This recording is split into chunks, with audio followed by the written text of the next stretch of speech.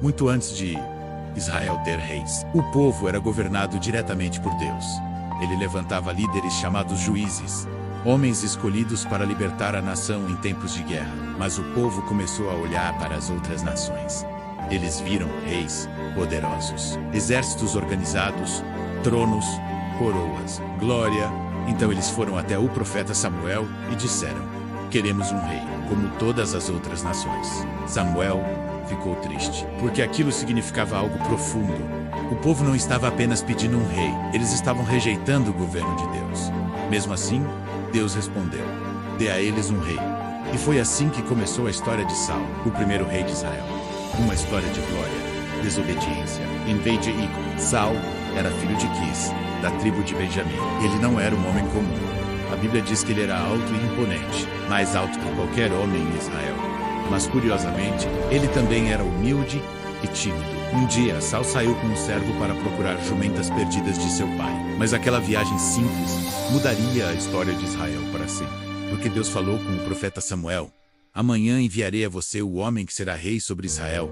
Quando Saul chegou diante de Samuel, o profeta já sabia. Aquele jovem alto diante dele era o escolhido.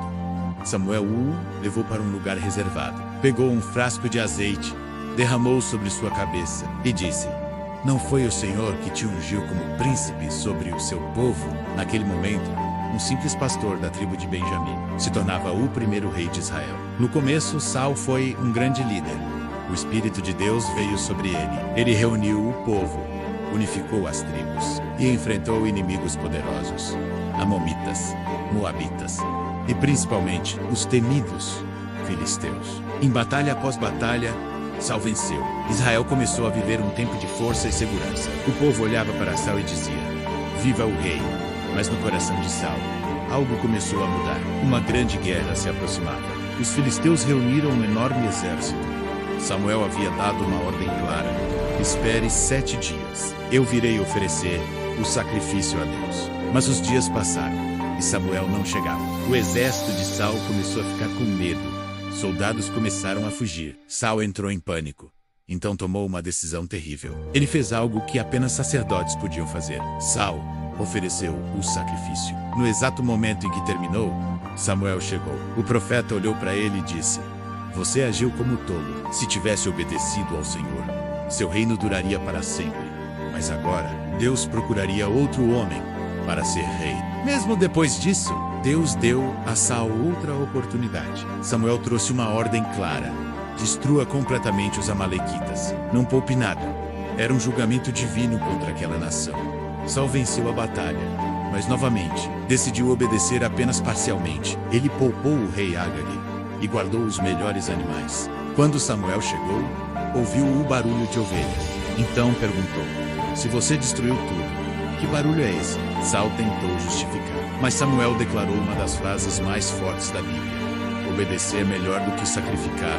Naquele dia, Deus rejeitou Saul como rei. Depois disso, algo começou a acontecer com Saul. Um espírito maligno passou a atormentá-lo. Ele ficava agitado, irritado, sombrio. Então alguém sugeriu um jovem músico, um pastor chamado Davi. Quando Davi tocava sua harpa, a paz voltava ao coração do rei. Mas logo, tudo mudaria. Os filisteus tinham um campeão, um gigante chamado Golias. Ninguém em Israel tinha coragem de enfrentá-lo. Mas Davi apareceu, com apenas uma funda e uma pedra. Ele derrubou o gigante. A vitória foi incrível. O povo começou a cantar pelas ruas. Saul matou milhares, mas Davi matou dezenas de milhares. Quando Saul ouviu aquilo, algo terrível nasceu em seu coração: inveja. Saul começou a ver Davi como uma ameaça. Certa vez, Davi tocava a harpa no palácio. De repente, Saul lançou uma lança contra ele. Davi escapou, mas aquele foi apenas o começo. Saul passou anos perseguindo Davi pelo deserto. Cavernas, montanhas, campos de batalha.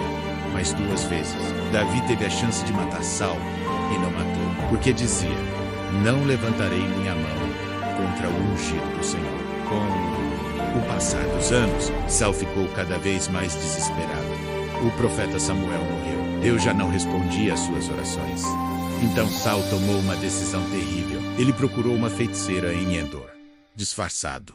À noite, ele pediu para falar com o espírito de Samuel e ouviu uma profecia assustadora. Amanhã você e seus filhos estarão comigo. Israel será derrotado. A batalha contra os filisteus começou no Monte Gilboa. Foi um desastre.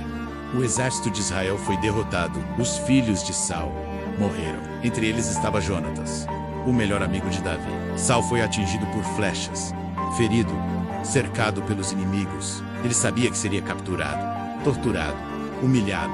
Então pediu ao seu escudeiro: mate-me com sua espada. Mas o escudeiro recusou.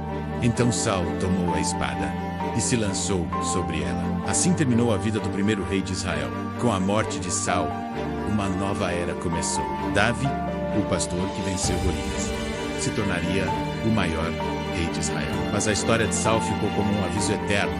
Não é começar bem que define uma vida, é terminar fiel a Deus. Senhor Deus, assim como Saul começou bem, mas se perdeu pelo orgulho e desobediência, nós pedimos: guarda o nosso coração, ensina-nos a obedecer a tua voz. Que nunca troquemos a tua vontade por nossas próprias decisões. Dá-nos humildade quando formos exaltados, sabedoria quando estivermos confusos, e fidelidade até o fim.